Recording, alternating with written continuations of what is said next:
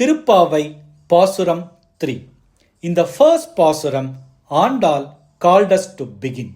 In the second Pasuram, she taught us discipline and collective prayer. In this third Pasuram, Andal shows us whom we are truly surrendering to. The Pasuram begins with powerful word Ongi Ulagalanda Uttaman Perpadi. Andal asks us to sing the glory of Uttaman, the Supreme One, the one who measured the entire universe. Why does Andal choose this image? Because before surrendering, the mind must first understand greatness. She reminds us of the divine moment when the Lord measured the world in his stride. The heavens, the earth, everything known and unknown comes into his fold. Andal is gently correcting us here. Many times we approach God only with our small personal worries. But Andal lifts us our vision and she says, the one you are approaching is not limited to your problems. He governs the cosmos itself. This realization changes something within us. Yes, fear begins to dissolve, doubt weakens, trust is born. When we understand the vastness of God, our anxiety automatically shrinks. This is how spirituality improves our quality of life. This is how spirituality improves the quality of life, not by removing problems instantly, but by changing our perspective. Andal continues. She speaks of singing his names and worshipping him together. Notice again, there is no individual ego here. She never said, I prayed, I achieved. It is always we. Divinity, Andal teaches, is the best experienced in unity. And that is the reason Nama Sankirtanam, singing the glory of God, is the best way to reach him. When voices come together in devotion, the heart opens more easily.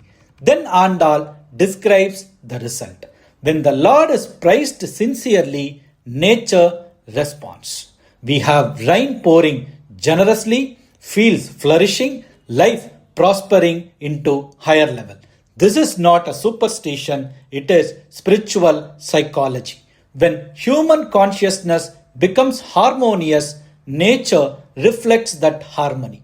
A restless society disturbs balance. Remember, a restless society disturbs balance. A prayerful society restores it. Andal then paints a beautiful picture. Fish leap joyfully in water. Bees hum endlessly around flowers. Why does she describe all this? We might wonder. Because to show divine grace is not silent. It expresses itself as a joy, abundance and movement. When grace enters life, life begins to dance. For us, this Pasuram teaches an essential lesson. When we remember the greatness of the Lord daily, our ego vanishes. When ego vanishes, relationships improve, anger reduces, acceptance grows. Reciting this Pasuram expands our inner world. Andal is also guiding us emotionally. She tells us that do not approach God casually. She tells us that in spite he wants us that do not approach God casually. Approach him with love. Approach him with reverence. Approach him with wonder. Wonder is the doorway to divinity. A mind that wonders is a mind that surrenders. Remember, a mind that wonders is a mind that surrenders. So in this third Pasuram, Andal anchors our devotion in the vastness of the divine. She teaches us to lift our eyes from small self and look at the infinite.